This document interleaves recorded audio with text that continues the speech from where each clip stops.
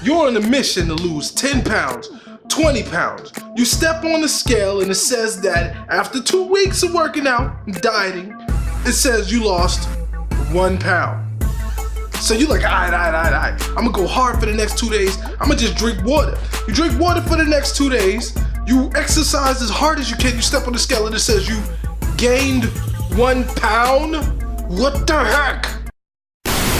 Stepping on the scale is risky business, and I'm gonna tell you why you should avoid the scale as much as possible when you're losing weight.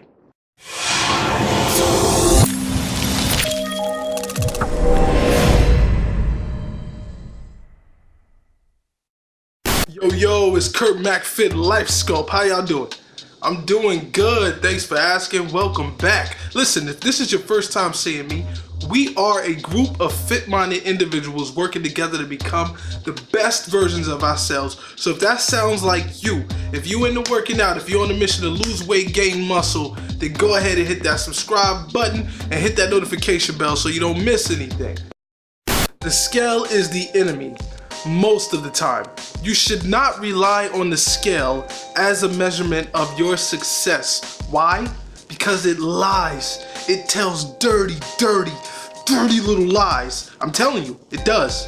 When you start a workout program, it's quite normal for you to lose a ton of weight for the first 2 weeks. And typically this is water weight. So you step on the scale and you get super excited because it said you lost 5 pounds or you lost 3. And you're thinking, man, all of this work I'm putting in, it's really paying off. And then you go the next week, and as your body regulates itself, you start to lose weight a lot slower. You might even gain a few pounds, and you're like, what? I didn't change anything. I'm doing exactly the same thing that this book told me to do, and yet here I am, I'm gaining weight. It's not working. Your body flushes out toxins. It does a whole lot in those first couple of weeks because you're going from one extreme to the next. And so you get crazy stories like, I lost 10 pounds in 2 weeks. Well, go ahead, Joe. Tell them how you gained 5 of those back after the 3rd week. You get what I'm saying? So you do not want to use the scale as a measurement of your success, especially those of you who tend to step on the scale every morning. Like, that probably is the worst thing to do for yourself because it can really discourage you. It can make you feel like the work that you're putting in is not paying off. This can be seen especially in resistance training. When you're trying to lose weight and you add lifting weights into your program, this can show up. You see, fat tissue is a lot less dense than muscle tissue. Muscle tissue is heavier than fat tissue. And so as you gain muscle and lose fat, the scale can stay even. Sometimes it can even show that you're gaining weight. So it's not reliable to look at the scale to measure your results because if you're burning fat, then that waist is getting slimmer, those legs are getting tight, but it might show on the scale that you're gaining weight. I've seen many friends and many clients get upset, pissed off, and quit their workout programs and feel like it's not working because of the scale. That stinking scale just sabotaged, destroyed everything. So what would be a better measurement? There actually are a few that you can use to track your progress other than the scale.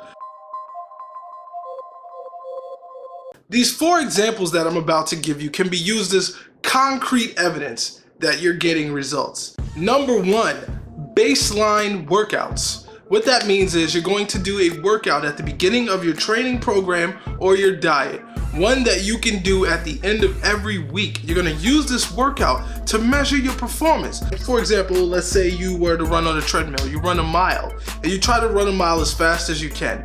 And let's say it takes you 10 minutes to run that mile.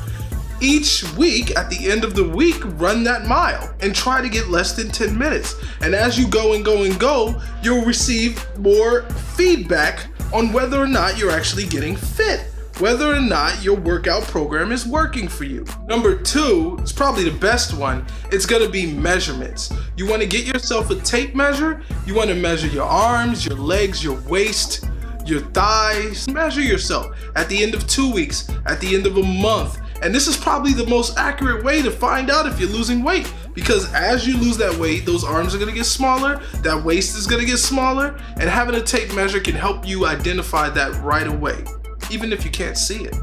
3, get your body fat percentage taken. I know there's some gyms where you can just walk up to a fitness trainer and ask them to get your body fat measurement. They have machines where you put your thumbs on. Some of them use calipers where they pinch the skin fold. And there's also, if you're really fancy, you can do the hydrostatic measurement, and that basically is probably the most accurate. It measures the fat versus your bone density or something like that. I don't want to mess up all the science behind it, but you can do that.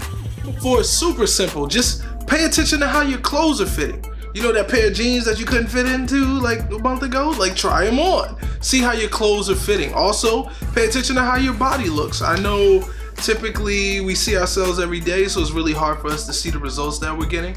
But ask a friend. Sometimes friends can see your results a lot quicker than you can. But pay attention to your body.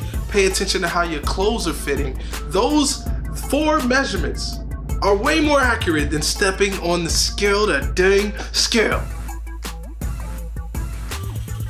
Maybe, just maybe, at the end of every month, you can step on the scale and see where you are. But don't make it a weekly thing. Step on the scale at the end of the month. That way you'll have a more accurate assessment of where you're losing weight and how much weight you're actually losing. And it won't just be water weight at that point. In conclusion, scales suck as motivation. They really do. I mean, they're wishy-washy. Sometimes they can motivate you, and sometimes they can tell you they hate you.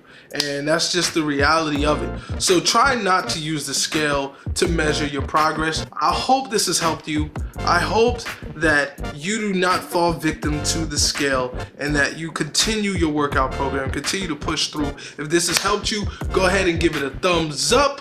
Like, comment, let me know how you're doing on your fitness journey, how much weight you want to lose. Maybe I can help you out. Maybe I can put you in the right direction. LifeSkulpt. We're more than a few pounds down. We're more than a few pounds of muscle. We're stronger. We're wiser. We're better than we were yesterday.